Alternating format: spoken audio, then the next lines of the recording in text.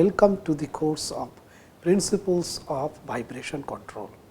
This is a 10-hour, that is a 4-week course, in which I will teach you about various strategies of controlling mechanical vibration. Vibration is ubiquitous in our life, and sometimes it is desirable, sometimes it is undesirable. For example, you know that desirable vibrations come through the vibration of strings, various types of musical instruments that we play. There it creates a very soothing, a very gentle, nice atmosphere. So, vibration is desirable. On the other hand, if you think of a machine that vibrates and creates various hazards, including the life of the machine which gets jeopardized, that is there not only for machining, but also for every vehicle, because every vehicle carries inside it some kind of a running machine, and that machine invariably generates a vibration, and the structure propagates the vibration. Similarly, you think of any tall structure or a bridge, there is the wind, there is the earthquake, there are other disturbances that are possible. So, these structures also undergo vibrations. In all these cases, vibrations generate a kind of a tensile and compressive stress, reversible situation. So, which means the fatigue limit of the structure is really challenged due to the vibration, and the life of the structures are compromised. So, clearly speaking, vibration is not desirable in all these cases. Hence, we need to know how to control this vibration. Now, in this course, we are going to give you a brief overview of how to control this vibration. My plan is that first week I will talk about introduction to vibration control, where I will first have a basic review of vibration, mechanical vibration, and then I will talk about various methods of vibration control. I will talk about resonance, detuning and decoupling of the resonance. In one case, we try to actually increase or decrease the resonating frequency, such that the structure does not get affected, and in the other case we try to kind of limit the area of resonating system, so that it does not spread everywhere. Then we will also talk about damping, models and measures of damping. That is what will be our focus in the first week. In the second week, I will talk about dynamic properties and selection of the materials. We will talk about the damping stress relationship, we will talk about linear hysteretic materials, how to enhance the material damping, because unless we make our material choice very intelligently, it will become susceptible to vibration very easily, and that will create more problem. Next, we will talk about viscoelastic materials, viscoelastic models, and we will talk about various types of application of viscoelastic models. For example, in constraint layer damping, how we can use the viscoelastic material in order to damp the vibration. Third week, I will talk about something very interesting, which I will give you a little bit of glimpse of the whole thing today, that is dynamics of vibration absorbers. I will talk about various types of dynamic vibration absorber, including the tune mass damper, which we will see that how one can use to control the vibration effectively. I will talk about optimum design of such damped absorber, absorbers with ideal spring and viscous dashpot, and absorbers which we can attach to a continuous system. What we are going to show now is that once you have a beam and it is mostly an undamped beam, we are going to show that how it can get affected by harmonic excitation. Particularly, what we will see is that once that harmonic excitation reaches close to the natural frequency of this particular beam, we will see that the resonance is going to occur in the system. Very much similar, what we will also see that happens in practice in in various types of other structures, like power transmission cables or like machines, etc. Now, we will first show that how this excitation is affecting the performance of the beam, how the resonance is happening, and then we will show that once we attach this special system to it, which is called a tuned mass damper, we can control this excitation, we can control the response of this system and bring it down. So to begin with, what I request Mr. R.K. Singh is to remove this additional mass now from the system.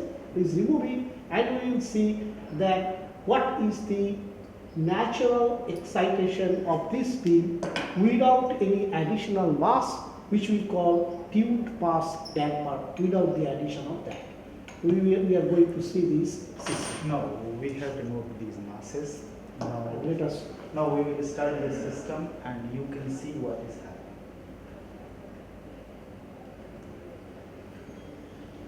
As we can see here, that this motor is actually giving an eccentric harmonic excitation to the system, and during that load we can see that the beam is getting gradually excited, and the frequency we are controlling from here, and we will be gradually reaching a frequency which is close to 7 Hz. 7 Hz is the fast natural frequency or fundamental frequency of this system, where we will see that the resonance will happen. Yeah, now you can see it is achieving that natural frequency.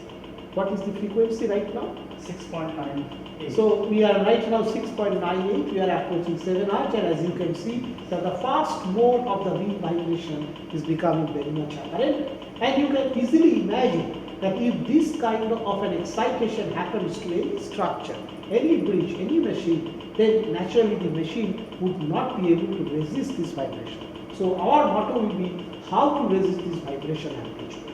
So now what we are going to do, we are going to excite the same system but with the help of these additional masses, and we will show that how it can control the vibration. We have attached these two additional masses and we are going to excite the system. As we can see, initially both the system is vibrating, because this type of an arrangement is only effective very close to the fundamental frequency.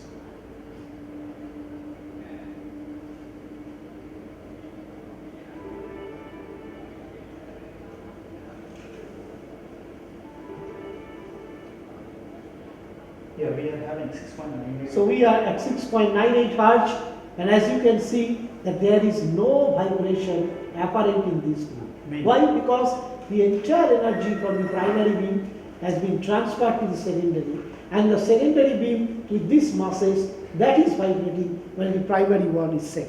This is one strategy of vibration control which we will teach in much more details in this course, and it is known as a tuned mass damper based vibration control.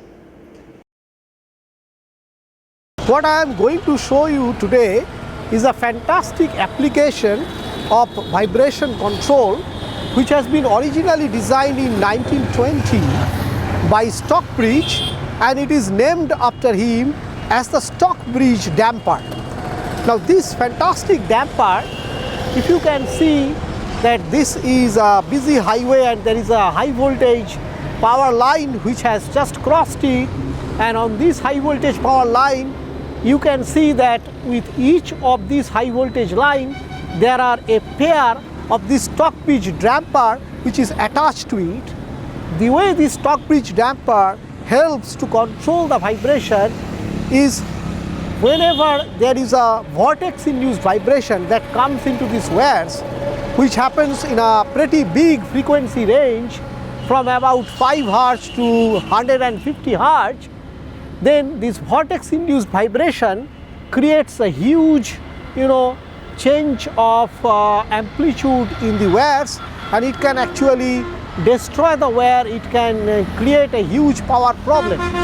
Now this Stockbridge damper, which essentially has two additional masses hanging with the power line with the help of a messenger cable, this works exactly like a tuned mass damper that I have shown you in the laboratory, and this tuned mass damper system absorbs this Aeolian vibration, the vortex induced vibration of these wires, and keep these wires very steady so that they do not give up, and as a result a continuous power supply is possible in the system. So this is a fantastic application of the vibration control with the help of tuned mass damper system. I have told you how the vibration is controlled for a high voltage power line with the help of Stockbridge damper. Now we also have pretty high voltage line, of course not as high as the high voltage power supply line, but we also have this high voltage line in the railway lines, as you can see it here. And naturally the problem of vibration is also very much the same in this case as well. However, here the railway has solved this problem in another innovative way. Instead of using a Stockbridge damper, what they have done is that they have used these controlled masses here, and this weight that they are hanging at the end of this line, through this weight they can control the tension in the cable.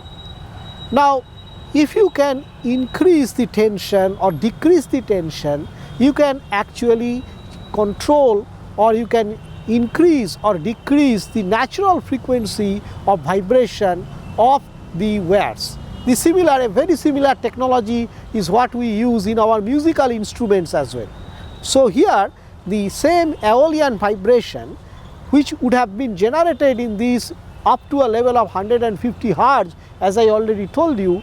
Now here they solve this problem by increasing the natural frequency of these power cables beyond 150 hertz, and this has been achieved with the help of these additional weights that they have hung from one side, thus increasing the tensile force or the tensile load on the wire, and that increases the natural frequency of the system.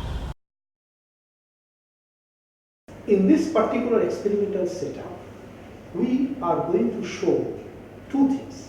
One is that how the normal wind force is good enough to generate a large amplitude vibration in a system if the system is designed in such a manner that there is a black body which comes in front of the flow of the wind. And the second thing is that this entire setup is designed in such a manner that later on we can actually use this also for an energy generation device. That means if we can have this type of a system as an array, imagine, which we can place on a bridge, then as the wind will be coming, each one of them will be vibrating, and this vibration can be converted to electrical energy, and that electrical energy can be stored and can be used for further applications. So I am now requesting Mr. Singh to show us that how this wind can generate a vibration, which is a flow induced vibration. To be more precise, it is vortex induced vibration. So how this vibration gets generated, and then we can also extract this in the form of electrical energy. Thank you. Next, in the final week, I will talk about active vibration control. There are many cases where the passive strategies are not good enough for the control of vibration. In such cases, we will use a series of sensors and actuators for vibration control. I will talk about feedback, feed forward and hybrid techniques, collocated versus non-collocated control, energy conversion and shunting of mechanical energy, vibration source isolation. I will talk about distributed control strategy, active tendon control of cable structure and control of plate vibration.